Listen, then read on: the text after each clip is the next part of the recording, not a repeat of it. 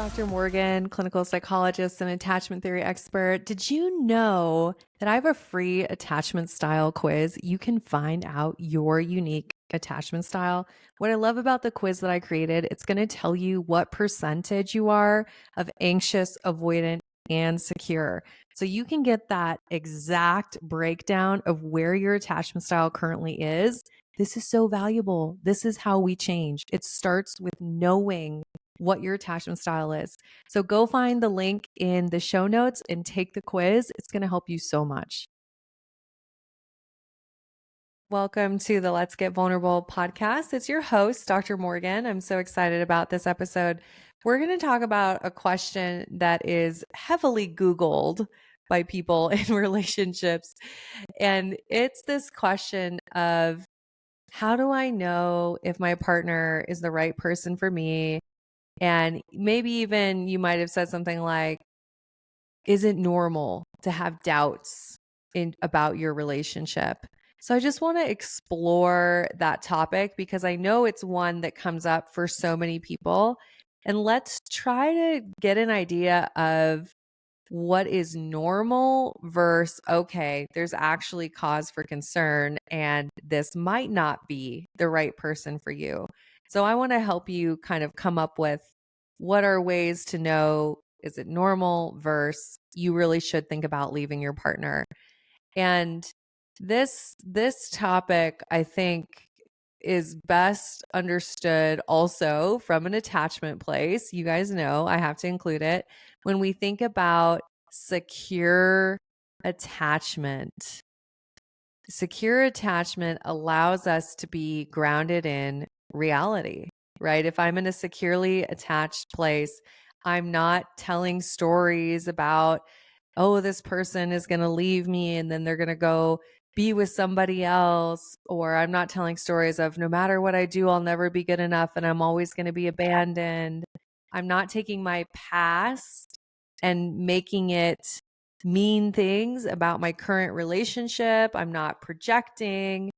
So I think really getting to this understanding, number one, that evaluating your relationship from an anxiously attached place or from an avoidantly attached place or disorganized attachment, if you're evaluating from that place, then of course it's going to be really hard to know, okay, what is actually based in reality and what is my dysregulated attachment style kind of making decisions for me or putting things into my mind. So I think the number one thing I would say, if you are having doubts about your relationship, how can you try to move yourself to a securely attached place? And what does that mean? What is secure attachment, right? Secure attachment is this place where we say, I know that I am enough. I know that my worthiness is not determined by my relationship status. I'm not putting my partner on a pedestal, but I'm also not devaluing my partner and thinking that I'm better. I'm in this place where I say my needs matter and my partner's needs matter. I'm connected to my inner experience. I know what my emotions are. I take time to slow down to connect to myself. So I'm very aware of what I'm feeling. And I'm also attuned to my partner, right? It's this place where we have interdependence, not codependence, not hyper independence, but interdependence where I can rely on me and I can rely on my partner. And from a securely attached place, we're emotionally regulated. We're not having fears of abandonment. We're not having also fears of being depended on, but we are emotionally regulated, calm. We are open to connection. We value connection. Connection is a priority. And I think the other thing that I would add about secure attachment is that you prioritize the relationship, right? So you're making the connection a priority. And you have an abundance mindset as well. So you're not going, oh, if this relationship ended, that would be it. And this is the only person that I'll ever love.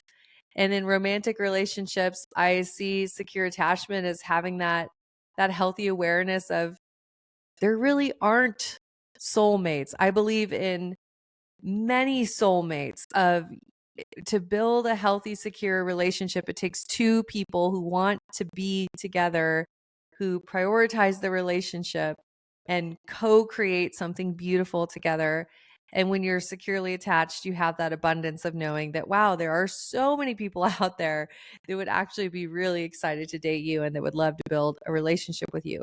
So, all that to say, when you are evaluating a relationship, how can you move yourself to that securely attached place? And we do this by looking at our beliefs about relationships, learning how to emotionally regulate. So, getting good at calming our nervous system. There's a lot of work on releasing past trauma so that you're no longer taking your relational trauma from your past and projecting it into your current relationship, right?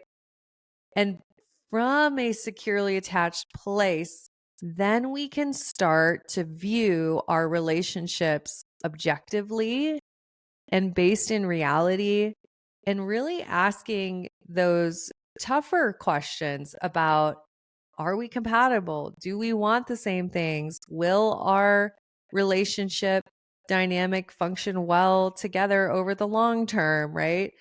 And I think most people that I end up working with who've struggled in relationships, and this was me in the past, is that you never get past the building secure attachment phase. You're are we even in a relationship? Are we both committed? Do we both even want this? Is one of us avoidant, one of us is anxiously attached, etc. So you're in this place where insecure attachment prevents you from even looking at the relationship in an objective way and asking questions about compatibility. I kind of think of it like a video game. A lot of people are just on that level 1 of not being able to form secure attachment. So then you're struggling to get to this, level 2 of, are we compatible? Right? So that's what I would say to someone who's really struggling with, is this the right relationship for me? That's one thing I would want you to consider. The next thing I would want you to consider is this question of, when you look at the relationship, how do you handle stressors and how do you handle conflict? One of the greatest predictors for marital success, relationship success, is, can you work together as a team when conflict happens? Are you able to say, it's not me versus you, it's us as a united couple against the conflict, right? So really having that unity, working together as a team, and not criticizing each other, getting down on each other when a challenge comes your way. So are you a supportive team is a really important question. And I think this one takes, because you have to learn how to navigate conflict as a couple, and you have to learn, okay, what are the best ways, because everybody's different.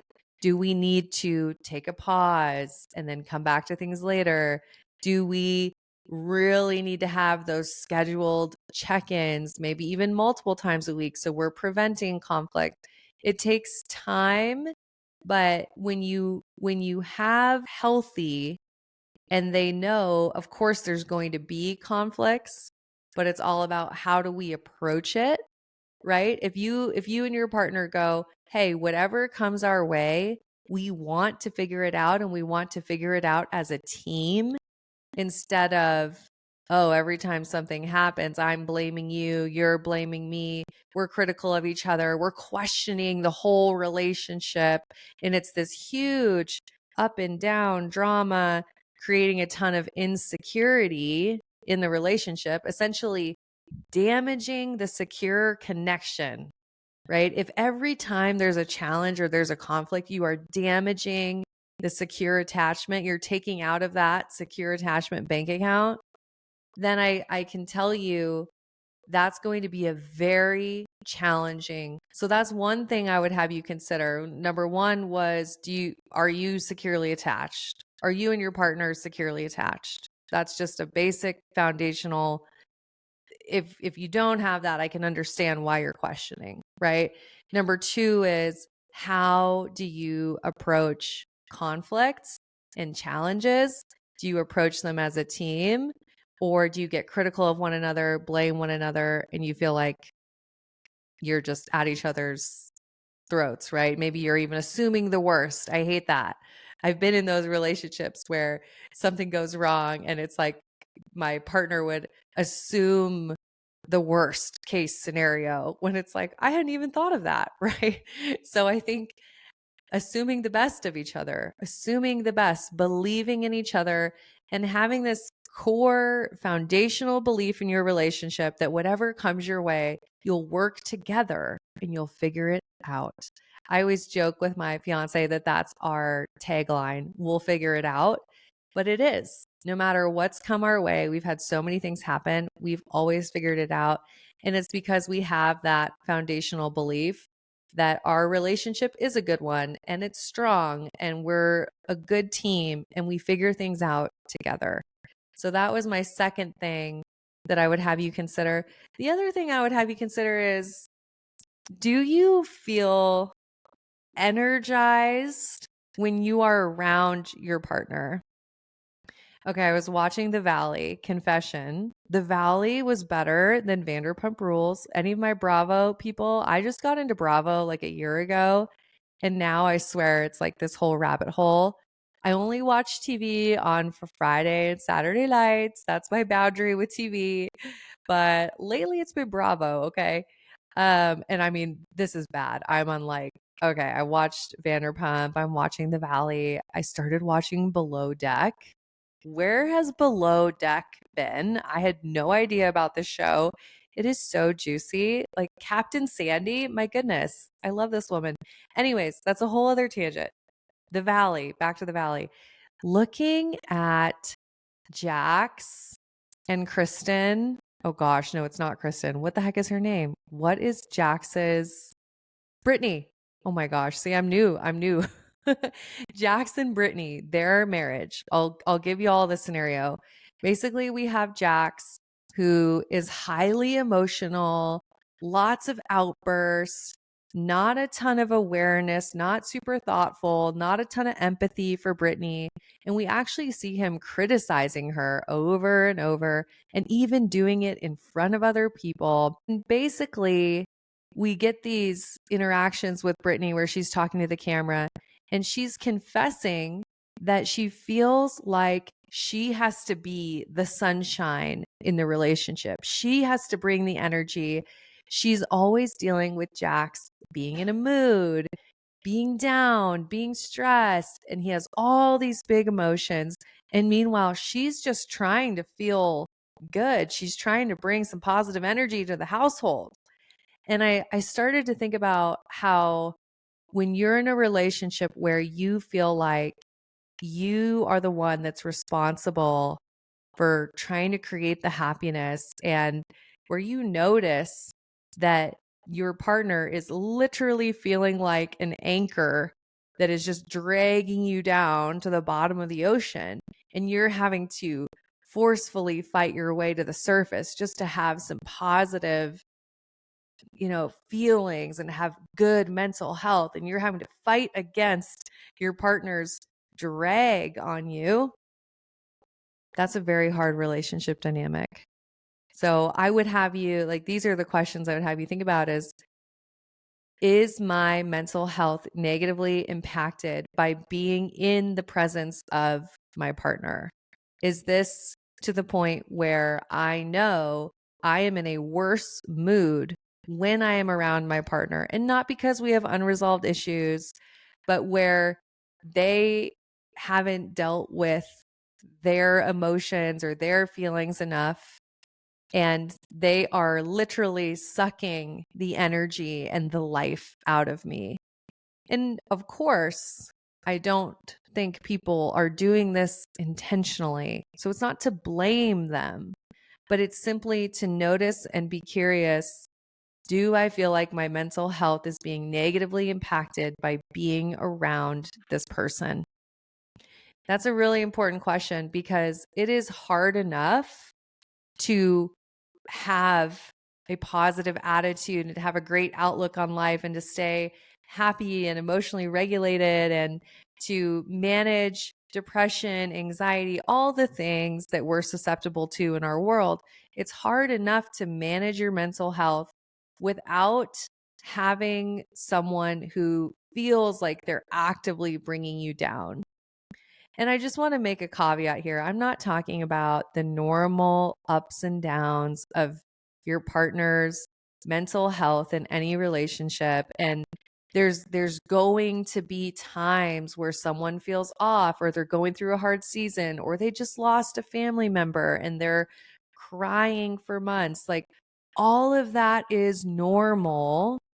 But when it becomes, wow, this person is constantly over long periods of time bringing me down and sucking the life out of me, then I think it's really important to ask yourself, is this relationship causing me more harm than good?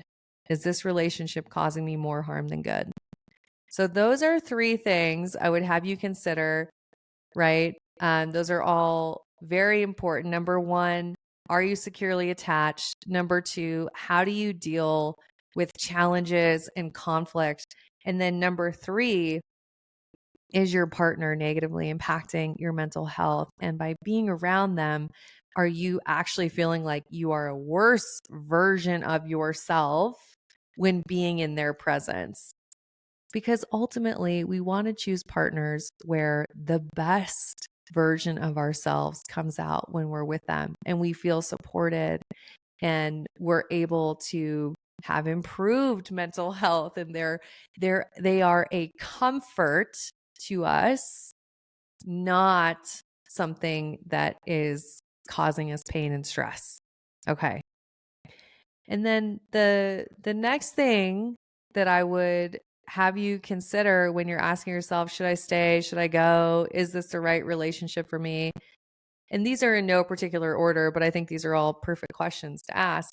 And maybe this should be first, even, is what is the role that you are playing? Is there something that's going on internally for you or something that you're dealing with that potentially you, instead of dealing with it internally, it might be easier to project onto your partner? I'll give you an example. So if you're questioning your relationship with your partner, but at the same time, you are going through a really nasty work situation, you have conflict at work, people are getting laid off, there's a ton of stress, right? You're super unhappy. And then you're coming home and you're going, I don't know about my partner. There is a chance that you could be misplacing some of your work stress onto your relationship. So I think it's just always important to be curious and ask yourself, is there something else in my life that, hey, it's just easier to place it onto my partner? This happens a lot with families too, where if you're dealing with something with, say, your mom or your dad or your sibling, and then it's just easier to project it onto your partner, right? So I just want to make sure you take time to consider that. And then the final thing that I would have you think about is just asking yourself, well, do we want the same things? Can we build the kind of life that we both want as individuals, as a couple? Do our desires align, right? And this is where some of that compatibility comes in. But this is where you're asking yourself and then you're asking your partner, like, hey, what does your ideal life look like? 5 years from now, 10 years from now, if you, just as an example, if you have a picture of, I want a family, I want kids, family's the center of my life, but then your partner is like, hey, I want to travel the world, live out of a backpack. I don't care if I ever have kids. There's going to be friction there. You don't want to build the same kind of life. Okay. So you have to ask yourself, do we want to build the same things? I will tell you this because I've seen this, I've experienced this, and I think some of you listening will be like, yep, I know. Sometimes people use lifestyle things like not having kids or not getting married or I want to travel and you don't. Sometimes they actually use that as a logical cover up for something that is actually deeply emotionally off in the relationship, where maybe there's not secure attachment or there's been some kind of break in the trust and the trust can't be repaired. So sometimes, not always, sometimes these logical explanations about compatibility are actually just a cover up for something much deeper. So I think when thinking about, do I stay or do I go? When you're thinking about lifestyle, be really honest with yourself. Like, is this about lifestyle? Or is this actually about the fact that, hey, there was infidelity? I can't get past it. There's no way for us to get back to securely attached, which is number one, right? So instead, I'm just going to say, well, hey, they're traveling a lot and they travel for their work and I don't want to travel. So I think be honest with yourself. Is it actually lifestyle or is it something else? Sometimes it is actually lifestyle. I hope that this was helpful. These are things that I wish I would have known when considering, do I stay or do I go? And obviously listen to this as many times as you need to. The thing I want to end with is this. It's normal to have doubts about a relationship. Even the most secure, happy, healthy partners, they have doubts. They have doubts. And if you have doubts and then you go through all those things that I just mentioned and everything is check, check, check, good, then I think it's important to say, well, how often do I have these doubts? Like, you want to be curious. And if it persists, if it's all the time, it could, and you are securely attached, right? So you're not anxiously attached, you're securely attached, and you continue to have doubts and they keep coming up. There could be something in your intuition. There could be some kind of inner knowing, or it could just be that, hey, this is off in some way that you actually don't know, and it's not the right relationship for you. So what I want you to know is this: it's normal to have doubts, but don't ignore them, don't push them away. What I will tell you is, if you have the doubt, but then you at least acknowledge it and hear it out, and you kind of look at all these things I just talked about and you work through it, then most likely those doubts are going to go away. However, if you have the doubt and then you're judgmental and you're going, oh my gosh, why am I having these doubts? This person is perfect. I shouldn't even be having these doubts. You know, Sarah and John look like they have the perfect relationship on Instagram, and I bet they don't have any doubts. And you just go on this spiral, right? You judge, judge, judge. If you do that, the doubts will get bigger. They will be more consistent. It'll just, and then you go, oh my gosh, I really do have all these. So here's what I'm saying: break the cycle, allow yourself to think the thought, know that it's just a thought, know that it's normal, and kind of go through and ask yourself, okay, do we fit on this level? Is this the truth? Like, go through some, if you will, reality testing of the relationship, and then the doubts should go away. And then if they don't, then there might be something you need to explore. But what I really want you to know is that it's normal to have them. There's nothing wrong with your relationship if you're having doubts. And then at the same time, if you're having doubts, you do deserve to answer these questions and to look at these things that I talked about in this episode. And you deserve to have a relationship that you can build secure attachment. you can handle challenges well, that going through conflict doesn't uproot your secure attachment. You deserve to have a relationship that adds to your happiness instead of subtracts, that adds value to your life, right? Knowing that you deserve all this, and being willing to start having hard conversations if it's not matching up. So I think this episode hopefully gives you some really good things to think about, kind of a framework. And of course, if you're listening and you're going, Dr. Morgan, I need to become securely attached. Obviously, I've got you covered. That's what I've dedicated my entire life and career to, is helping people become securely attached, no matter what their past has been. So all you have to do is go to the link in the show notes and apply to the Empowered Secure Loved program. This program is designed to help you become securely attached so that you can have healthy, great relationships that can feel easy. At the end of the day, people need to know that healthy relationships do get to feel pretty easy when you have both people that are invested, both people that help create secure attachment, where you've been honest about what you want and you're co-creating a life that you both want together. It does get to feel easy.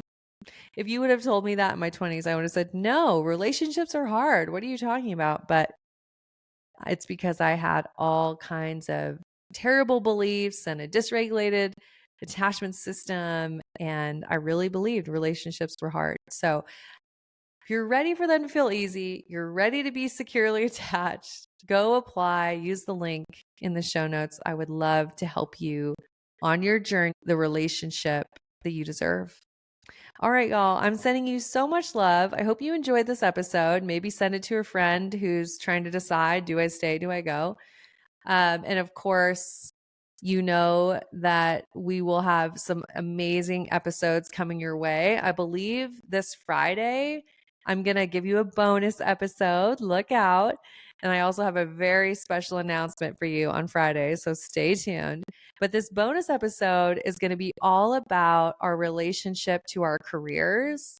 I had a really special guest on who specializes in research on our fulfillment, enjoyment, relationship to our jobs and our careers.